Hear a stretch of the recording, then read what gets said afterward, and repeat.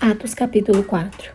Enquanto Pedro e João falavam ao povo, chegaram os sacerdotes, o capitão da guarda do templo e os saduceus. Eles estavam muito perturbados porque os apóstolos estavam ensinando o povo e proclamando em Jesus a ressurreição dos mortos. Agarraram Pedro e Paulo e, como já estava anoitecendo, os colocaram na prisão até o dia seguinte.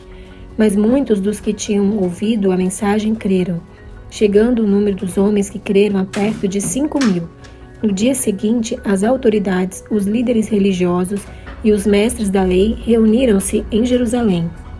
Estavam ali Anás, o sumo sacerdote, bem como Caifás, João, Alexandre e todos os que eram da família do sumo sacerdote. Mandaram trazer Pedro e João diante deles e começaram a interrogá-los. Com que poder ou em nome de quem vocês fizeram isso? Então Pedro, cheio do Espírito Santo, disse-lhes: autoridades e líderes do povo, visto que hoje somos chamados para prestar contas de um ato de bondade em favor de um aleijado, sendo interrogados acerca de como ele foi curado, saibam os senhores e todo o povo de Israel que, por meio do nome de Jesus Cristo, o Nazareno, a quem os senhores crucificaram, mas a quem Deus ressuscitou dos mortos, este homem está aí curado diante dos senhores. Este Jesus é a pedra que vocês construtores rejeitaram e que se tornou a pedra angular. Não há salvação em nenhum outro, pois debaixo do céu não há nenhum outro nome dado aos homens pelo qual devamos ser salvos. Vendo a coragem de Pedro e de João e percebendo que eram homens comuns e sem instrução, ficaram admirados e reconheceram que eles haviam estado com Jesus. E como podiam ver ali com eles o homem que fora curado, nada podiam dizer contra eles. Assim, ordenaram que se retirassem do sinédrio e começaram a discutir, perguntando: que faremos com esses homens? Todos os que moram em Jerusalém sabem que eles realizaram um milagre notório que não podemos negar. Todavia, para impedir que isso se espalhe ainda mais entre o povo, precisamos adverti-los de que não falem com mais ninguém sobre esse nome. Então, chamando-os novamente, ordenaram-lhes que não falassem nem ensinassem em nome de Jesus. Mas Pedro e João responderam: julguem os senhores mesmos se é justo aos olhos de Deus obedecer aos senhores e não a Deus, pois não podemos deixar de falar do que vimos e ouvimos. Depois de mais ameaças, eles os deixaram ir.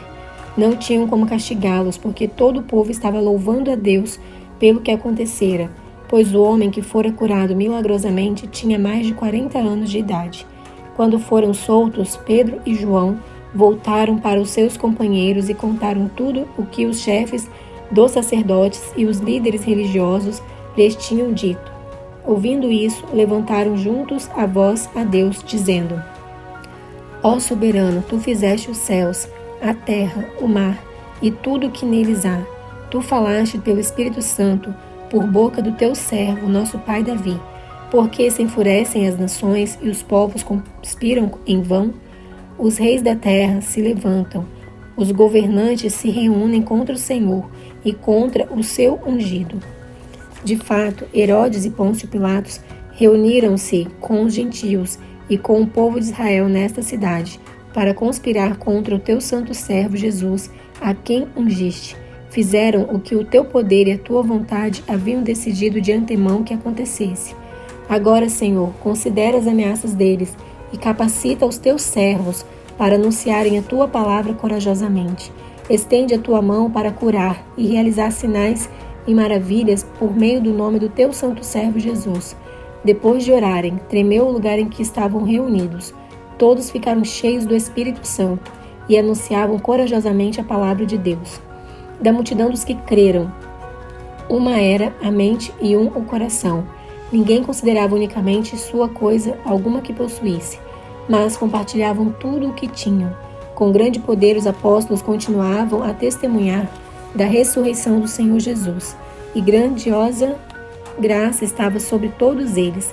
Não havia pessoas necessitadas entre eles, pois os que possuíam terras ou casas as vendiam, traziam o dinheiro da venda e o colocavam aos pés dos apóstolos, que o distribuíam segundo a necessidade de cada um.